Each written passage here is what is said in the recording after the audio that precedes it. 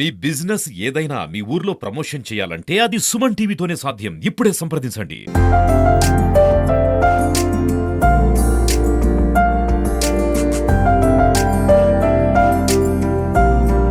పవన్ కళ్యాణ్ పుట్టినరోజు సందర్భంగా ధర్మవరం పట్టణంలో జనసేన పార్టీ రాష్ట్ర ప్రధాన కార్యదర్శి చిలక మధుసూదర్ రెడ్డి ఆధ్వర్యంలో ఘనంగా పుట్టినరోజు వేడుకలు జరుపుకుంటున్నారు. అదేవిధంగా కార్యకర్తలు పవన్ కళ్యాణ్ అభిమానుల మధ్య కేక్ కట్ చేశారు. కొత్తపేటలో సాయిబాబా గుడిలో అన్నదాన కార్యక్రమం చేశారు. అదేవిధంగా మన కొత్తపేటలోని వెంకటేశ్వర స్వామి ఆలయంలో ప్రత్యేక పూజలు చేసి ఘనంగా పుట్టినరోజు వేడుకలు జరుపుకున్నారు. ఇలాంటి కార్యక్రమం చేపడుతున్నారు. మనతో మాట్లాడడానికి జనసేన పార్టీ రాష్ట్ర ప్రధాన కార్యదర్శి చిలక మధుసూదర్ రెడ్డి ఉన్నాడు. ఆయన అడిగి తెలుసుకునే ప్రయత్నం చేద్దాం. పవన్ కళ్యాణ్ పుట్టినరోజు సందర్భంగా ఎలాంటి కార్యక్రమం చేస్తున్నారు ధర్మవరంలో? ఈరోజు మా deputy CM, Andhra Pradesh deputy CM, మా అధ్యక్షులు శ్రీ పవన్ కళ్యాణ్ గారి పుట్టినరోజు సందర్భంగా ధర్మవరం వ్యాప్తంగా ఒక పండుగ వాతావరణం నెలకొంది. ఈరోజు హాస్పిటల్లో రోగులకు బ్రెడ్లు, పండ్లు పంచడం జరిగింది. అదేవిధంగా ప్రతి సంవత్సరం కూడా మేము ఆనవాయితీగా కొత్తపేట వెంకటేశ్వర స్వామి గుడిలో పూజా కార్యక్రమం నిర్వహించి అక్కడ కేక్ కట్ చేసి వందలాది మంది కార్యకర్తలు పాల్గొన్నారు. అదేవిధంగా బ్లడ్ క్యాంప్ నిర్వహించడం జరిగింది.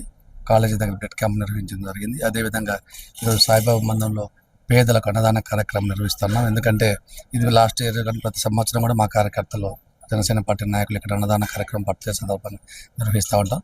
ఈ కార్యక్రమాలన్నీ కూడా ధర్మవరం ఒకటినేమి, అనంతపురం జిల్లా రాష్ట్ర వ్యాప్తంగా ఈరోజు ఎక్కడ చూసిన పండగ వాతావరణం నెలకొంది. పవన్ కళ్యాణ్ బర్త్డే అంటేనే మన జనసేన పార్టీ నాయకులు, కార్యకర్తలు, పవన్ కళ్యాణ్ గారి అభిమానులు అందరూ కూడా ఉత్సాహభరితంగా ఉంటారు. ఎప్పుడెప్పుడు వస్తుందో ఈ యొక్క బర్త్డే అని చెప్పేసి ఎదురు చూస్తూ ఉంటారు. ఆ సందర్భం రానే వచ్చింది. ఈరోజు ఎక్కడ చూసినా ఒక గొప్ప కార్యక్రమాలు చేస్తాం. ఎందుకంటే సేవా కార్యక్రమాలు ఎక్కువ చేస్తాం. ఎందుకంటే పవన్ కళ్యాణ్ గారు అంటేనే సేవకు నిదర్శనం. ఆయన బర్త్డే రోజు అన్ని నియోజకవర్గాల్లో, అన్ని గ్రామాల్లో, అన్ని ధర్మవరం అయితే అన్ని మండలాల్లో కూడా ఈరోజు కార్యక్రమాలు నిర్వహిస్తూ ఉన్నారు. జిల్లా వ్యాప్తంగా కూడా అంతమంది కార్యకర్తలు, నాయకులంతా కూడా ఈ యొక్క సేవా కార్యక్రమాలు పాల్గొంటారు. ఎందుకంటే ఆయన పేరంటేనే సేవా కార్యక్రమాల పేరు కాబట్టి, పెట్టింది పేరు కాబట్టి ఆయన్ని ఆదర్శంగా తీసుకుని ఈరోజు రాష్ట్ర వ్యాప్తంగా మా జనసేన శ్రేణులంతా కూడా ఈ యొక్క సేవా కార్యక్రమం పాల్గొంటారని చెప్పి తెలియజేస్తున్నారు. అర్హులు లక్షల్లో తొలగిస్తున్నారని వైఎస్ఆర్ పార్టీ వాళ్ళు అంటున్నారు. లేదు, తప్పదండి. లక్షల్లో తొలగించేది అయితే లేదు. వైఎస్ఆర్ ప్రభుత్వంలో అనర్హులకు పెన్షన్లు తీసుకున్నారు. ఇంకా ఉన్నాయి, చాలా ఉన్నాయి. అనర్హులంతా ఇంకా కూడా ఉన్నాయి. నీకు ఎక్కడైనా అర్హులకు పొరపాటు పైన ఏదైనా జరిగితే కూడా మళ్ళీ రెక్టిఫై చేస్తున్నాం. అన్నీ కూడా మళ్ళీ వాళ్ళు అప్లై చేసుకోమని చెప్తున్నాం. అందరికి కూడా ఖచ్చితంగా మళ్ళీ ఎలాంటి ఈ ప్రభుత్వం ఒకటేనండి, రాజకీయాలు ఏ పార్టీ అని చూడదు.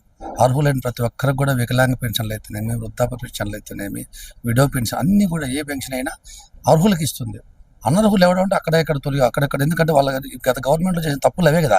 అనర్హులకి 15,000 రూపాయల పెన్షన్ కూడా అనౌన్స్మెంట్ చేశారు. అంటే వాళ్ళ కార్యకర్తలకు అది జీతాలు మాది ఇచ్చేవారు. అట్లాంటి పోయేదానికి వాళ్ళ అర్హులు పోతున్న మొన్న కూడా చూసాం. మన పుట్టపర్తి నియోజకవర్గంలో వాడు చేయి ఉన్నట్లు నటిస్తూ ఉన్నాడు.